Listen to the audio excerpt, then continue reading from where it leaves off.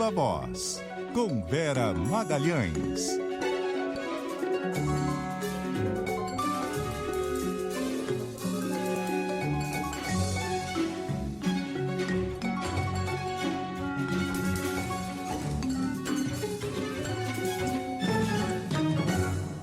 Vera Magalhães conseguiu participar, nem mesmo um Viva Voz mais curto, mas está aqui com a gente hoje. Tudo bem, Vera? Boa noite.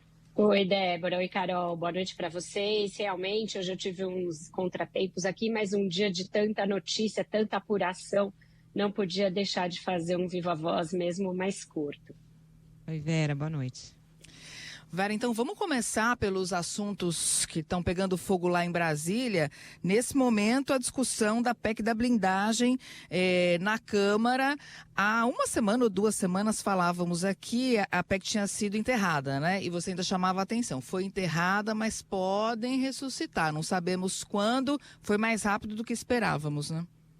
Muito mais rápido do que esperávamos, Carol, Débora, e faz parte de uma espécie de um acordo tácito, e no qual se imagina que com isso se pode derrubar aquela versão mais ousada e mais vale tudo da anistia, aquela anistia ampla, geral e restrita e para todo o tempo.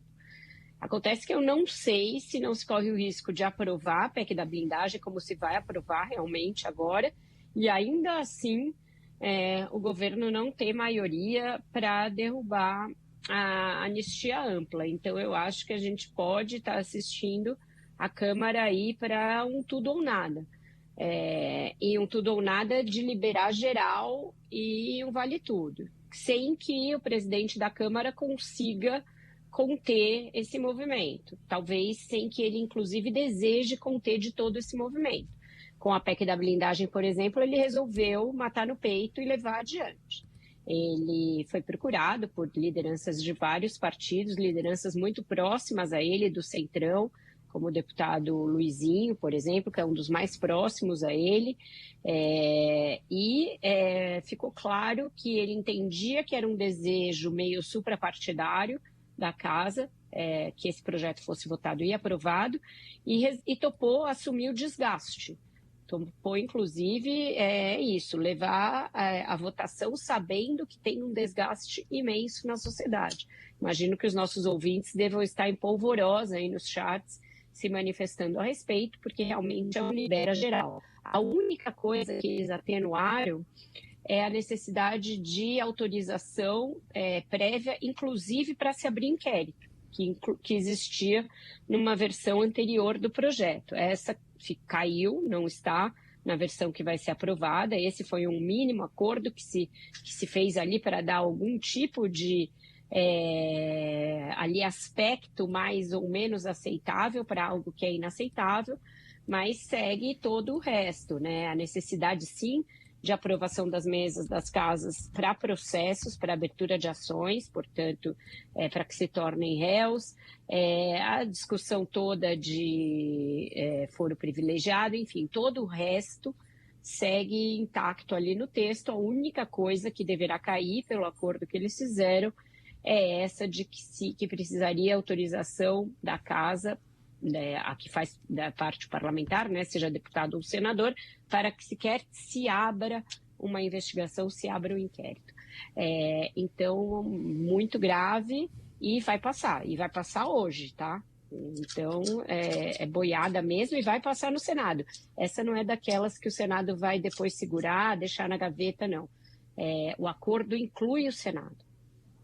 Espírito de corpo geral. Ainda tem a cereja do Sandro e a possibilidade de foro para presidente de partido, gente. Esses caras que são donos de legenda, tipo Valdemar Costa Neto, né? Praticamente presidente vitalício do PL. Vai ter foro vitalício sem ter mandato parlamentar? É bizarro. Isso que antes eles criticavam o foro, né? No caso do Bolsonaro, diziam que ninguém ali tem foro, que deveria descer tudo. Então, você veja que a questão do foro é uma das mais convenientes. Ela muda de acordo com a conveniência do político em questão, né?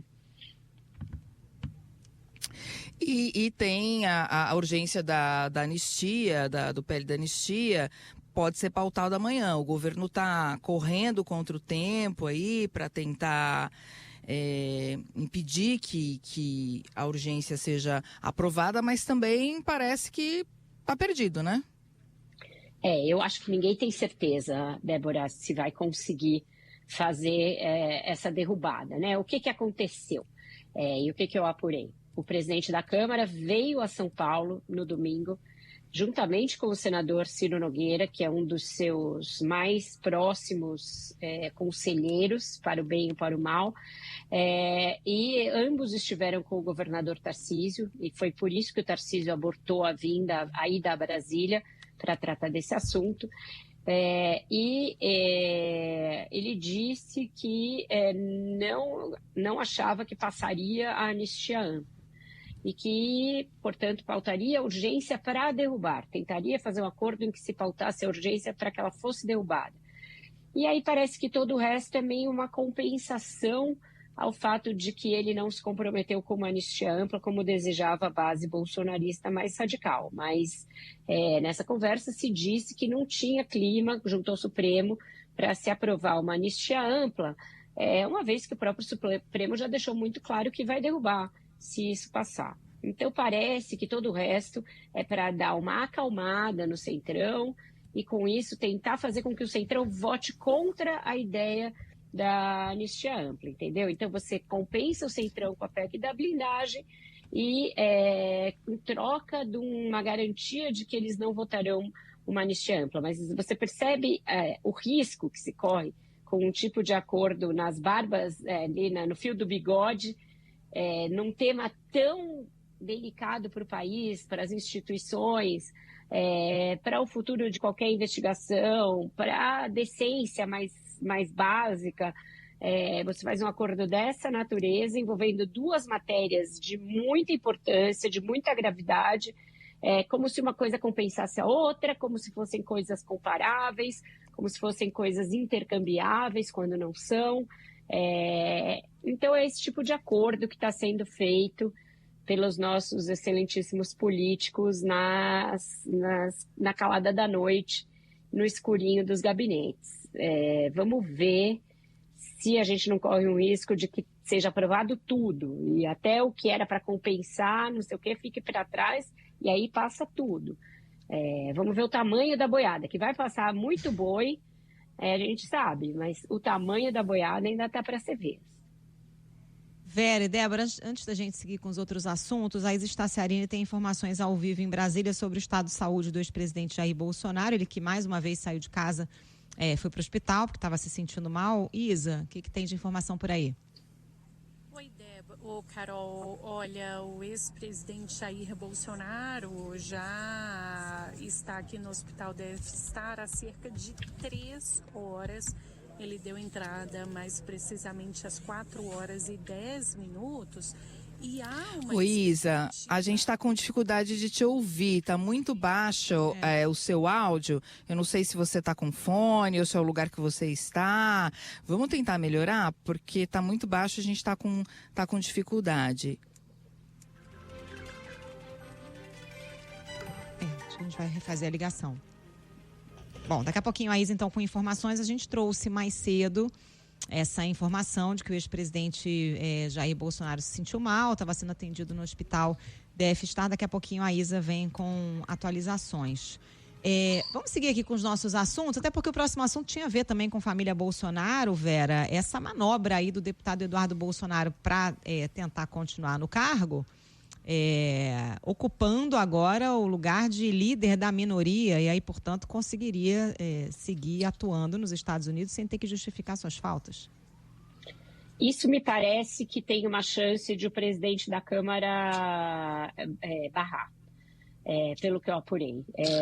O que eu colhi ali junto a alguns setores da Câmara, inclusive a assessoria jurídica da Câmara, é que ele não poderia barrar a indicação pode ser feita pela minoria, pode-se indicar qualquer deputado, mas justamente o fato de ele não estar no Brasil, de a licença já ter vencido e ainda assim ele continuar nos Estados Unidos com o tipo de atividade que ele está promovendo nos Estados Unidos, que é totalmente alheia ao mandato, inclusive contrária aos interesses do parlamento, contrária aos interesses do país, deverá vir um parecer da assessoria jurídica da Câmara recomendando que o presidente da Casa barre essa indicação quando ela for efetivamente formalizada.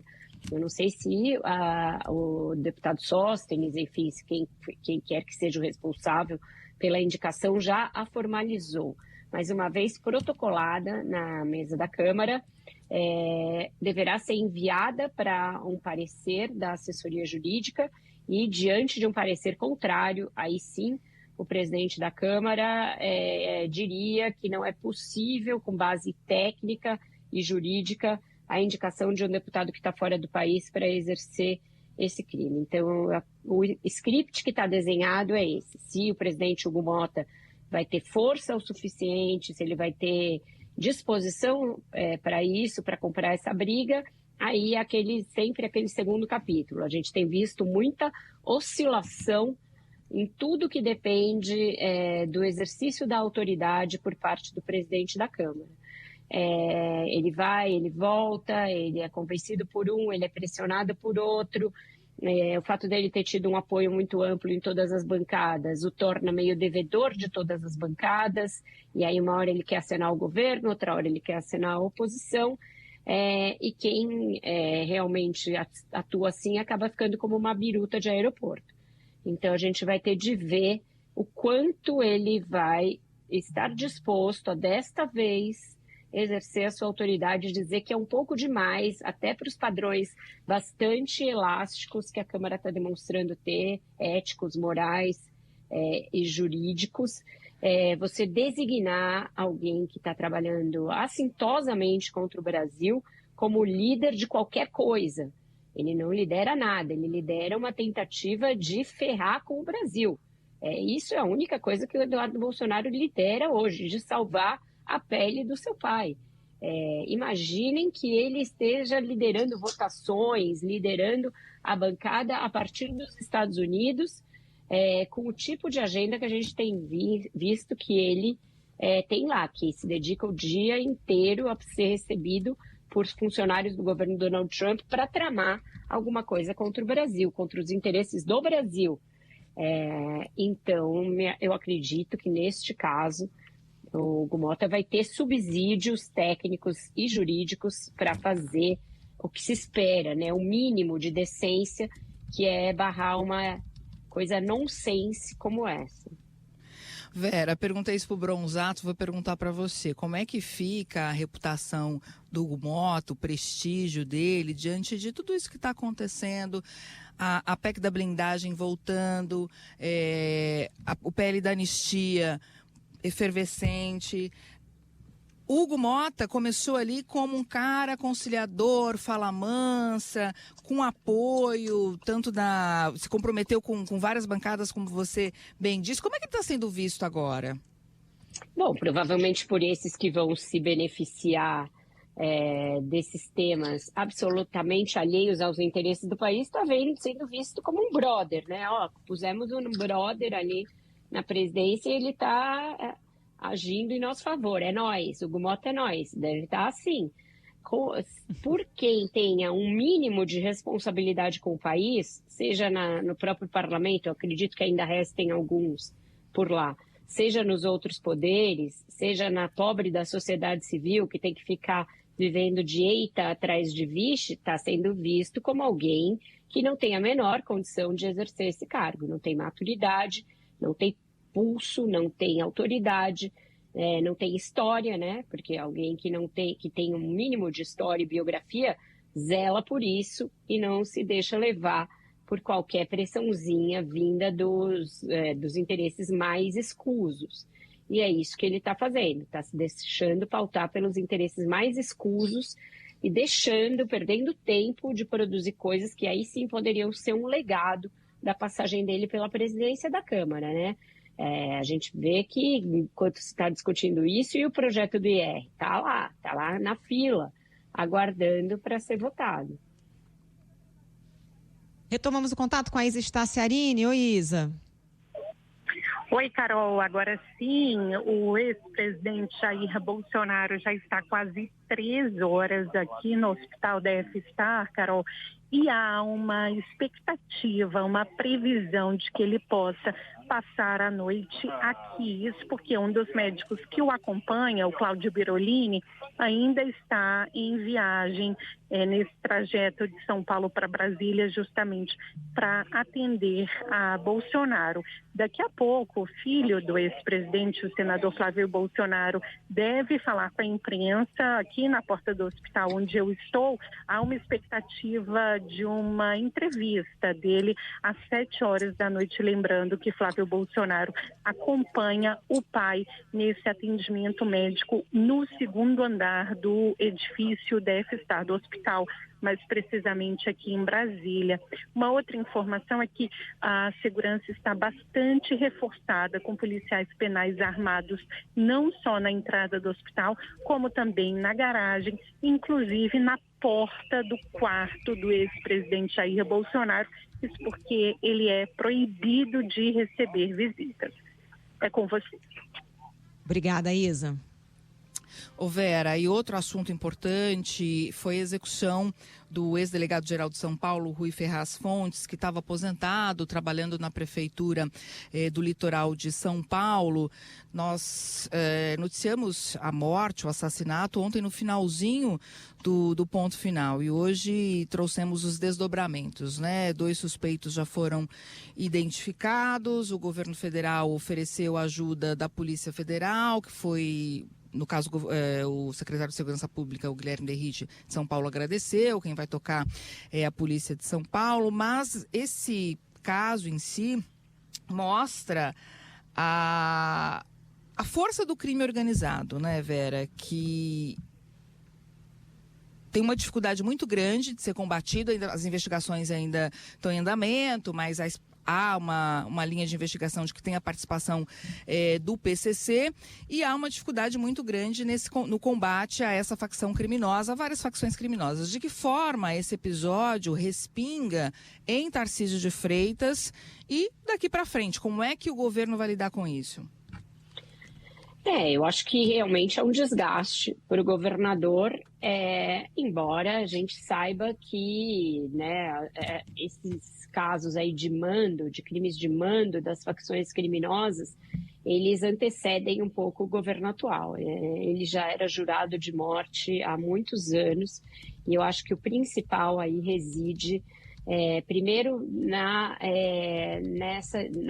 quantidade de ocasiões em que o crime organizado está procurando fazer ações muito espetaculosas para demonstrar esse poderio a que você se referiu, Débora. Então, eu acho que isso é algo que preocupa a todos, preocupa os governos estaduais, preocupa o governo federal, porque se a gente começar a enveredar para uma situação em que o crime organizado pratica esse tipo de ação para justamente mostrar que as autoridades estão à deriva em relação à inteligência, à capacidade de proteger os agentes públicos e a capacidade de evitar esse tipo de realidade, aí a gente está caminhando mais alguns passos, além dos muitos que a gente já deu, no sentido de viver uma certa anomia e viver um certo estado em que as forças de segurança já não têm o total controle da situação. Isso é muito grave. Eu acho que essa ação deveria gritar para a gente a necessidade de reforço das legislações ligadas ao combate ao crime organizado. Tanto a PEC da segurança, quanto o projeto de lei antimáfia, que tem dispositivos para pelo menos dar mais mecanismos para as forças de segurança se contraporem a esse poderio. Então, um dos mecanismos que está no anteprojeto da lei antimáfia, que a gente não sabe se vai estar na versão final do projeto, é um que assegura a quem se aposenta, como era o caso do delegado Rui, a manutenção de uma proteção, a manutenção de uma escolta, porque é óbvio que uma vez que você foi jurado de morte, isso não se extingue se você se aposenta. Eles não vão achar, coitadinho, tá lá em casa, tá pendurou as chuteiras, então não vamos mais nos vingar.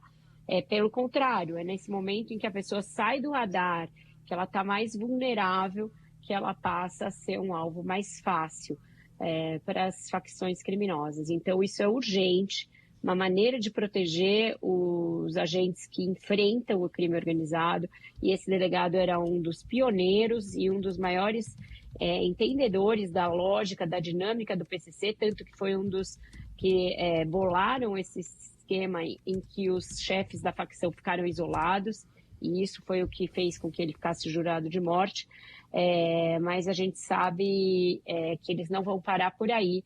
Então, eu acho que tem um desgaste grande para o governo de São Paulo, sim, ainda mais quando se faz o contraste entre que isso tudo está rolando e o governador está muito envolvido em outras questões políticas alheias ao governo do estado, mas também tem aí uma grande fonte de preocupação para todo o país, também para o governo federal.